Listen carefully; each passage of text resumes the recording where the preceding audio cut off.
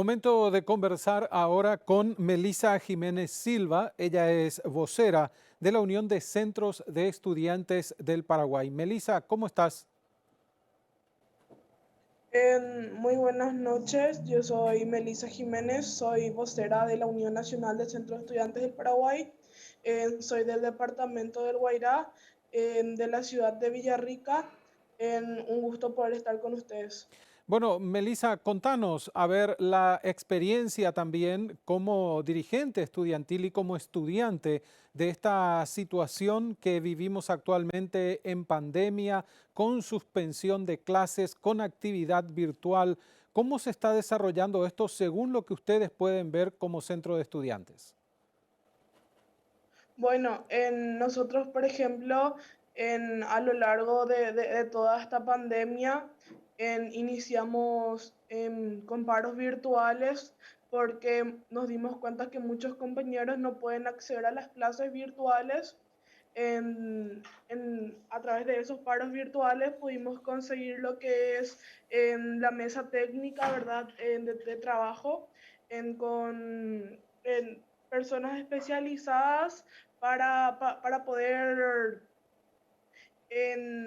iniciar correctamente, ¿verdad? Para que nuestros compañeros que no están pudiendo acceder a las clases virtuales puedan acceder. Ujú. Entonces, lo que nosotros hicimos como organización fue pedir esa mesa técnica para poder solucionar problemas, ¿verdad? Del interior que están pasando muchos compañeros, ¿verdad? Sí, principalmente en el interior del país. ¿A eso te referís, Melisa? Sí, así mismo. En el interior del país sabemos que no se cuenta con muy buena cobertura. Entonces, pensando en esos compañeros y en los compañeros que no pueden acceder a las clases virtuales, em, pedimos, ¿verdad?, lo que vendría a ser la mesa técnica. A ver, analizando un poco en el tiempo que lleva esto de la pandemia, lo que fue al principio la cuarentena obligatoria allá por el mes de marzo, ¿cuánto tiempo más o menos llevó para que desde las instituciones educativas, según lo que ustedes pudieron ver y sentir también, cuánto tiempo les llevó organizarse para que ellos puedan brindarles a ustedes las primeras clases virtuales? Bueno, creo que colegios con un poquitito más de estructura, qué sé yo, en una semana Ujú. ya estaban dando clases virtuales, pero hay que tener en cuenta que hasta hoy día hay colegios que no están teniendo clases virtuales correctamente, ¿verdad? Porque no están pudiendo acercarse a sus alumnos y qué sé yo, crear un grupo de WhatsApp para poder dar las clases virtuales, ¿verdad? Entonces, creo que hasta hoy día en la totalidad de los alumnos no están dando las clases virtuales, ¿verdad? Entonces eso es algo que hay que tener en cuenta. Nosotros seguimos en esta lucha muy constantemente, qué sé yo, presentando propuestas al ministerio, viendo qué se puede hacer para poder intentar mejorar la calidad de nuestra educación, ¿verdad? Porque tampoco es bueno perder un año de clases, ¿verdad? Porque Ujú. ahí también se pierde un poquito lo que es el interés de estudiar. Y también tomando en cuenta que ya terminó la primera etapa, está en proceso ya la segunda etapa del año lectivo. ¿Cómo fue esa primera etapa? Si bien desde el ministerio dicen no hubo evaluación con exámenes, pero sí por procesos. ¿Y cómo ustedes evalúan esa primera etapa? Bueno, en esa primera etapa fue básicamente entregar solamente los trabajos como podías, ¿verdad? Ya sea a través de fotos o enviando, qué sé yo, al colegio en tus tareas imprimidas, ¿verdad? Ujú. Entonces, básicamente fue eso de la primera etapa y muchos compañeros se quedaron muy insatisfechos, ¿verdad? En la calidad de aprendizaje, porque mucho no se aprendió. Entonces, creo que esta primera etapa fue muy difícil para todos, ¿verdad? En la calidad educativa nunca fue buena, ¿verdad? Entonces, mucho menos en estas circunstancias.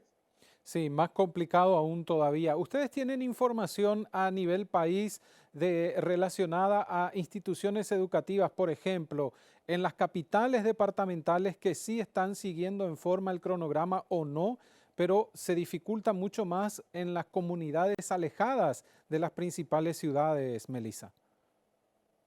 Sí, así mismo. Nosotros, por ejemplo, estamos en todo el país, entonces creo que em, tenemos muchísima información, ¿verdad? De algunos compañeros que no están pudiendo acceder a las clases. Recibimos muchas denuncias, muchas quejas, ¿verdad? De que no se está pudiendo aprender. Ujú. Entonces, sí, es algo muy difícil. Capaz en la capital sea un poquitito más fácil, ¿verdad? Sí. Haya compañeros que sí puedan acceder, pero en la realidad del interior del país es muy diferente. Y mencionabas varios factores, como por ejemplo poder acceder a Internet en el lugar donde se encuentran, poder contar con los elementos necesarios, puede ser un celular con capacidad adecuada para la conexión o una computadora, incluso que todavía no todo el mundo tiene en la casa, Melissa. Sí, así mismo. Esos son factores muy importantes. En, Incluso hay compañeros que no tienen para comer y mucho menos van a tener para cargar saldo, ¿verdad? Ujú. Entonces creo que las personas están más preocupadas en qué comer el día a día que en estudiar, ¿verdad? Eso es lo que más les preocupa a los padres, ¿verdad? En el que van a dar de comer a sus hijos. Melissa, hablabas al inicio de la instalación de una mesa técnica, que es lo que ustedes reclamaban. ¿Qué se pudo resolver en esa mesa si es que ya se reunieron, si ya hubo respuesta de las autoridades educativas en relación a lo que pedían? Bueno, te comento, para conseguir esta mesa técnica tuvimos que pasar por muchísimas cosas, incluso el ministro de Educación fue interpelado. Creo que esa mesa técnica dio unos cuantos avances, ¿verdad? Pudimos presentar nuestras propuestas al Ministerio de Educación para poder resolver algunas cosas. Una de las cosas que nosotros habíamos presentado es que baje un 10% de lo que sería, qué sé yo, en el séptimo, octavo y novena, el 70% es Sí, para poder pasar, ¿verdad? la exigencia. Entonces, se bajó al 60%, se Ujú. baja un 10%. Esas, por ejemplo, son una de las cosas que nosotros pudimos presentar como organización y se pudo lograr. También pudimos presentar una encuesta para poder hablar con los compañeros, o sea, poder saber la realidad de muchos compañeros. También en estos momentos se van a estar desarrollando en clases para compañeros del tercer curso, ¿verdad? Que es gracias también un poquito al sector estudiantil. Sí, porque incluso ese es el último año de esta etapa media, ¿verdad? Sí, así mismo. Es el último año, ¿verdad? Entonces creemos que ellos deben de prepararse para poder ingresar a la universidad, ¿verdad? Porque lo que en estos momentos están aprendiendo, creemos que mucho no les va a servir. Ujú. Melissa, ¿alguna cosa que hayas visto que es necesario compartir con nuestros televidentes desde tu experiencia de estudiante, desde esa clase que intentan hacer día a día, desde la preparación de los docentes, la necesidad de contar con herramientas? ¿Qué más podés comentarnos?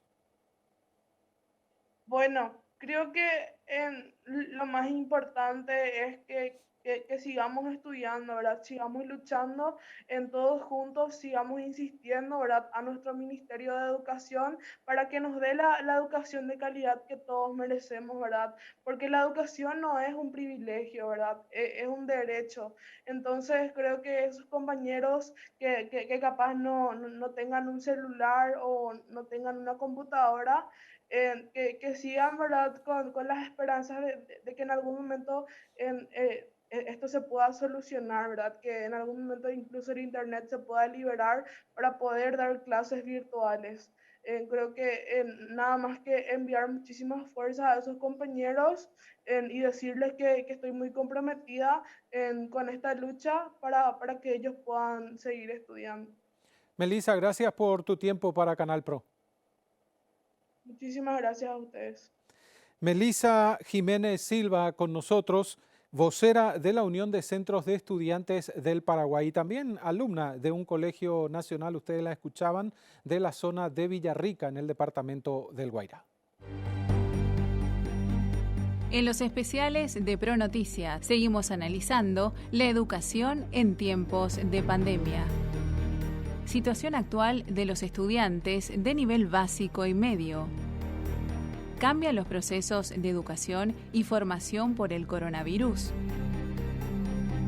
Educación en tiempos de pandemia. Continuamos con el análisis de educación en tiempos de pandemia, especiales de Canal Pro esta semana. Ya vamos a un contacto con el doctor Horacio Galeano Perrone. Él fue ministro de Educación. Doctor, ¿cómo está? Gracias por atendernos. Muy buenas noches, muchas gracias por compartir esta entrevista y ser invitados a disposición de ustedes. Bueno, doctor, usted desde la experiencia de haber estado en el cargo de ministro de Educación, ¿cómo está viendo todo lo que se desarrolla en materia educativa en esta etapa tan particular que estamos viviendo, que tiene que ver con la pandemia? Primero con una cuarentena, ahora un poco más liberados, pero un sistema educativo que se tuvo que adaptar y en alguna medida se tuvo que modificar, doctor. En realidad es difícil saber lo que uno no vivió, ¿verdad? Yo tuve el privilegio de ser 4 veces ministro de Educación y de haber sido una vez viceministro de Educación y Cultos, decía entonces, en aquella época, en 1989. Es difícil saber cómo uno se va a comportar frente a una situación como esta, pero lo que sí hay un principio y una doctrina que dice que cuando existe una situación de crisis, manejo difícil, complejo, incierto, como el que vive en el país en todos los campos, en el campo económico, político, social, lo que sí tiene que haber una planificación central. Es decir, lo que yo apunto, y lo hago con un sentido muy constructivo, es que no existió una planificación central. También educación tenía que ser una expresión de esa planificación central en el campo social, como vuelvo a repetir, económico, político, social. Aquí se cometió un error, producía la crisis, automáticamente se centró en el Ministerio de Salud Pública y en consecuencia el Ministerio de Salud Pública no tiene la capacidad para administrar una crisis que va a tener involucramiento en todos los campos del poder. Por lo tanto, el ministro de Educación o el Ministerio de Educación también tenía que hacerse eco de esa planificación, porque lo que creó mala espina a la gente fue que no es solamente que da la impresión que se improvisa en cada circunstancia, cada momento que sucede un hecho, se está improvisando, se improvisa, y eso crea más incertidumbre y lo que hay que descargar es la incertidumbre. De luego que esta es una situación que el mundo no conoce y por lo tanto Paraguay tampoco no conocía. Por eso que tiene que ser una cuestión muy puntual. Hay cosas que no van a ser fácil. No se olviden ustedes que durante la guerra del Chaco no se suspendieron las clases. No se olviden ustedes que nunca se suspendió. Esa es la primera vez en 100 años que nosotros vamos a tener una situación como esta. Hay que buscar una nueva tecnología. En mi caso mismo, yo permanentemente doy clase y estoy asistido permanentemente, como en este mismo momento estoy asistido por la tecnología que hay que utilizar en distintos momentos. Esta tarde tengo clases, bueno, el equipo de gente que va a dar clases viene hasta la oficina, armamos todo el equipo y estamos contestando, ¿verdad? De manera que sí hay cosas que se podían hacer un poco, bastante, se podían hacer mejor. Sí. Se tenía que haber tenido mejor para no crear esa, por ejemplo, el hecho de que no se tuvo una respuesta a una cantidad de colegios que van a tener que cerrarse obligatoriamente. Ujú. Uno de los sectores más castigados va a ser el sector de la educación de gestión privada, y Sí. especialmente los colegios parroquiales van a ser duramente castigados. Tengo información de colegios que no van a poder resistir la parte en la parte económica. Está el Ujú. sueldo de los profesores, está el aporte IPS que hay que hacer con los profesores, los gastos de mantenimiento de los colegios, de la infraestructura, lo mismo continúa, de manera que todas esas cosas tenían que ser previsionadas en una planificación central, que es lo que lamentablemente a este gobierno le faltó. Hicieron cada uno eso por su lado, y Sí. por lo tanto nosotros estamos hoy, en esta noche que estamos haciendo esta entrevista contigo, en una hora de muchas improvisaciones por falta de esa planificación estratégica. Faltó una hoja de ruta entonces, doctor, en materia educativa. Así como se hizo y se elaboró y se trabajó una hoja de ruta en materia de salud, faltó eso en educación. ¿Por qué cree que ocurrió? ¿Por centrar todo en salud o por falta de capacidad de las autoridades educativas?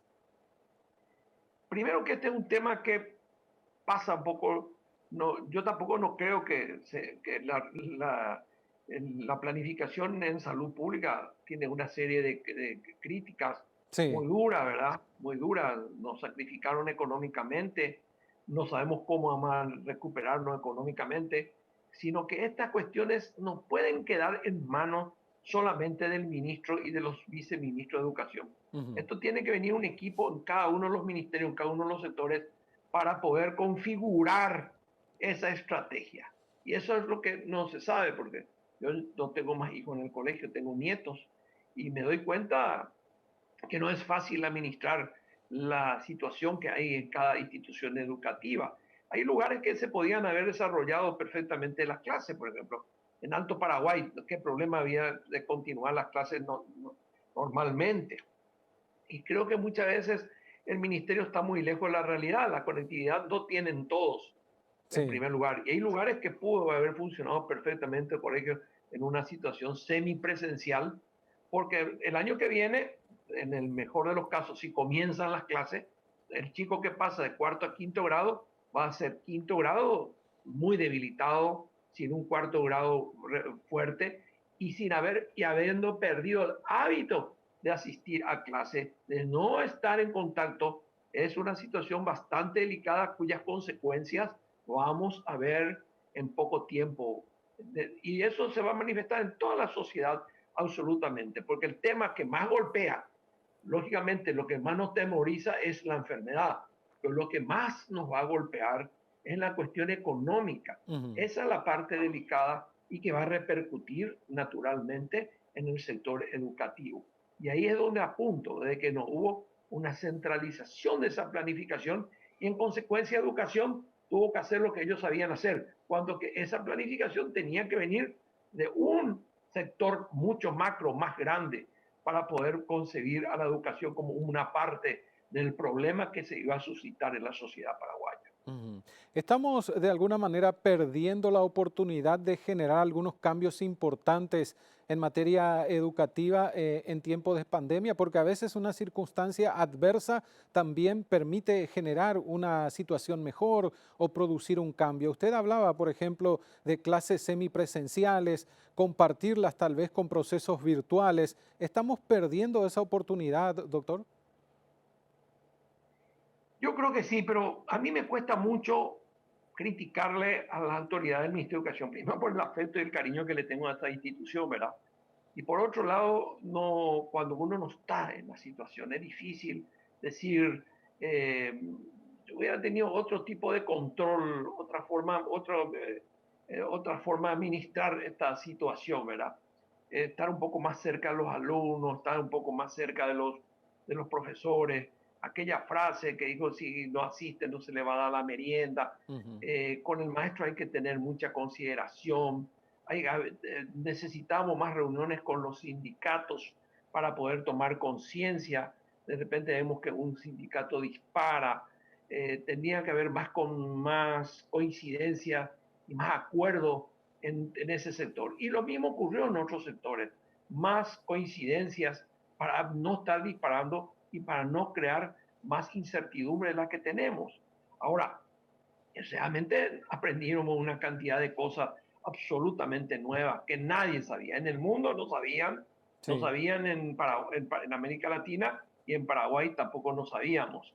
De manera que vamos a esperar un poco el resultado de todo lo que pasó, pues de cualquier forma podían haber sido mucho más precisos en su gestión que lo que se fue y lo que se hizo en este tiempo, que está terminando un año sin asistir a la clase, cuando que las instalaciones siguen funcionando porque tienen que funcionar. Es decir, perdón el ejemplo es feo, pero hay que seguir limpiando, hay Ujú. que mantener mantenimiento de los baños y todo eso implica un gasto. Y ahí es donde yo lo veo que el Estado vino a decir, bueno, listo, esta va a ser la resolución, esta forma le vamos a ayudar nosotros al Estado, a la educación de gestión privada. Y en el ámbito nos quedamos siempre en la escolar básica y en la media. Pero Ujú. no se olviden que en la universidad están pasando por un momento muy delicado, no están dando clases. Sí. Realmente ellos piden arancel cero, es un sector muy fuerte, no es fácil administrar lo que están haciendo de las universidades nacionales en el tema de arancel cero. El Estado paraguayo no tiene capacidad, pero va a tener que ceder porque ese sector de los jóvenes es un sector muy delicado. En cambio, en el sector de la gestión privada de la universidad, ellos están pasando por un momento muy difícil económicamente, no tienen los recursos del Estado, no viven del presupuesto y tengo la información que ellos han perdido 70% de su capacidad económica. Es decir, Ujú. solamente tienen los recursos del 30% de aquellas carreras que sí pueden de alguna forma hacer por vía online y esa, por ejemplo, caso medicina, no Sí. pueden hacer sino el 30% de medicina y medicina era una carrera para el sector privado en la que más ingresaba en Ciudad del Este, en Pedro Juan Caballeros, Salto del Guairá, era un recurso formidable para las universidades y ese es otro tema que se va a tener que replantear, que recién cuando pase todo esto vamos a poder nosotros analizar. De cualquier forma, es un momento difícil para las universidades y un momento muy difícil para los colegios de gestión privada que no tienen presupuesto del Estado.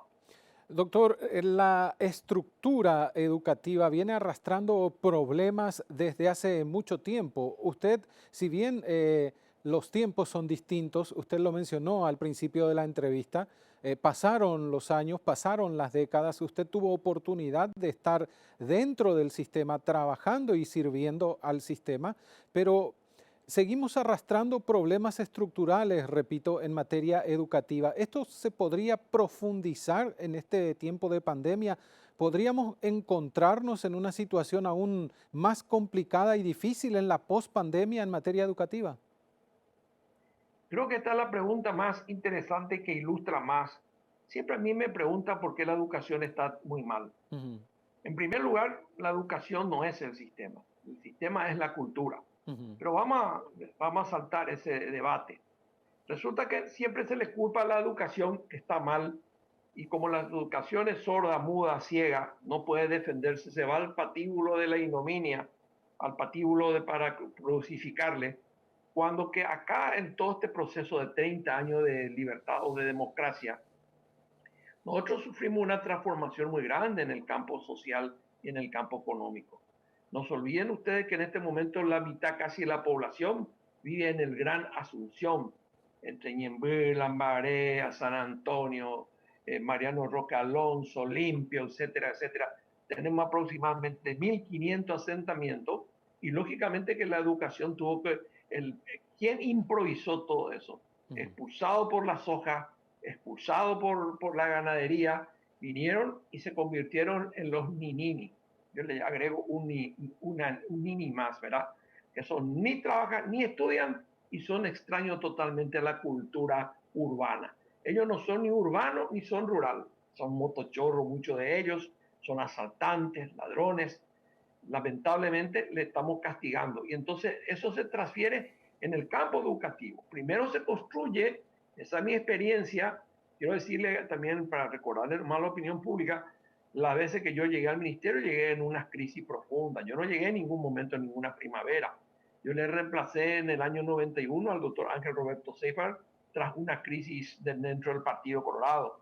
Le reemplacé, fui ministro de Educación tras la caída del Partido Colorado y la asunción de Fernando Lugo. No era fácil, ellos tenían el control de la situación, nos obligó a trabajar mucho, teníamos que tener el control y el manejo. Y finalmente, la cuarta vez, ministro con Federico Franco, veníamos también de un juicio político.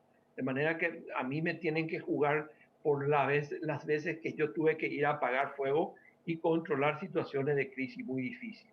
Pero para contestar tu pregunta, quiero decirte de que la educación se tuvo que hacer improvisar porque el país se improvisó, no porque educación improvisó, porque educación, y yo te puedo hablar, recorrí todo este país, hice más de 1000 escuelas en mi estadía en el Ministerio de Educación, recorrí todos los departamentos desde Alto Paraguay hasta Pilar, ida y vuelta recorrí este país. Y vos ves y voy a poner un solo ejemplo nomás. Vos Paraguarí tenés más escuelas que alumnos. ¿Por qué? Porque había dos caudillos colorados, que uno abría una escuela y otro abría otra escuela. Uno abría un puesto de salud y el otro abría puesto de salud.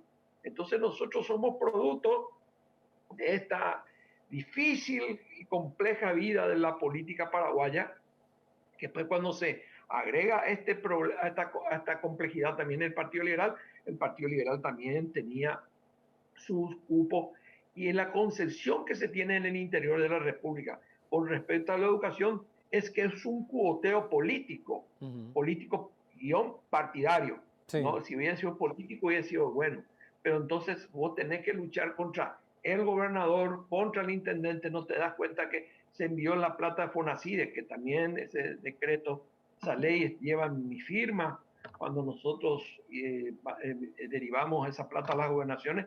¿Y qué hicieron?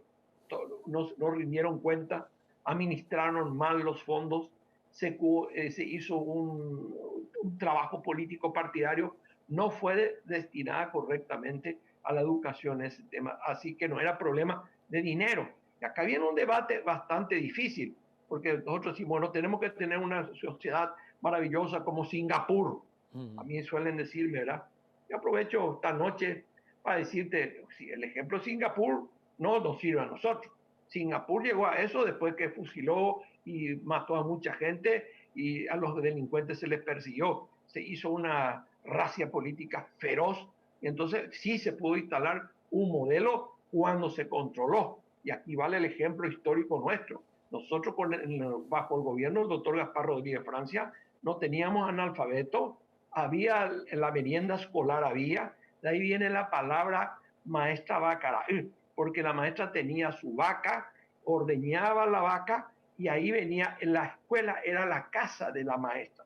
Y ahí viene el maestro Mena, que era el que cuidaba la vaca, que le ayudaba a la maestra para poder tener el establecimiento. Y la maestra, en circunstancias particulares, también visitaba a cada uno de los chicos y les llevaba su tarea, que es un ejemplo maravilloso para poder en este momento poder aplicar algunos principios. Pero no podés vos decir, vamos a hacer como hacen muchos teóricos, Singapur. Te van a llevar a un juicio político, te van a interpelar, te van a hacer, porque este engranaje de la política partidaria no te va a permitir hacer si no tenés el control político de la situación. En este momento se vuelve mucho más compleja la situación, porque van a tener que responder a dos sectores del Partido Colorado, Añetete y a Honor Colorado. Y vos me decís, bueno, los liberales. No, los liberales también tienen su cupo, tienen sus diputaciones, tienen sus gobernaciones. Y muchas veces vos ves llegando al despacho a un diputado liberal con dos diputados colorados. Y vos decís, vaya cuá, guarangueando un poquitito, ¿qué esto es? Ellos se entienden perfectamente bien, dicen tanto cupo para vos, tanto, y te traen. Y vos sabés perfectamente bien que tu presupuesto depende de la Cámara de Senadores, de la Cámara de Diputados, y sabes perfectamente bien que te pueden hacer una interpelación con un sentido político para desprestigiarte y para poder salir mal, como le pasó en alguna forma a Marta Lafuente, ¿verdad? Que siendo una de las mejores técnicas de educación, salió prácticamente por la ventana, situación que gracias a Dios no me tocó siempre salir por la puerta ancha del Ministerio de Educación. De manera que este tema no es, a lo mejor no estoy contestando todo lo que me preguntan, pero conozco profundamente de punta a punta al Paraguay, porque también fui presidente de la DIVEN y recorrí el país haciendo polideportivo. Y también tuve otros cargos como presidente del INDI, que también me había obligado a recorrer. Conozco profundamente este país, de manera que muchos teóricos que teorizan porque la prensa le pone el micrófono y dicen lo que quieren escuchar, no es tan fácil el tema. Y vuelvo a repetir, no es problema de la educación, es problema de la cultura. No es la cultura, es el sistema, y la subcultura, el subsistema es la educación. Finalmente, doctor, y ya que estamos hablando de educación, ¿se animaría a calificar la gestión actual en materia educativa haciéndolo a la usanza antigua, del 1 al 10? Sí, yo no sé lo calificar de otra forma, tengo el sistema viejo, ¿no? Bueno, yo le califico a la administración de PETA un 6. Sobre todo, no me animaría a aplazarle porque sé que es una persona honesta. ¿Verdad? Su gestión puede ser cuestionada, pero tengo casi la absoluta seguridad que es una persona íntegra y honesta.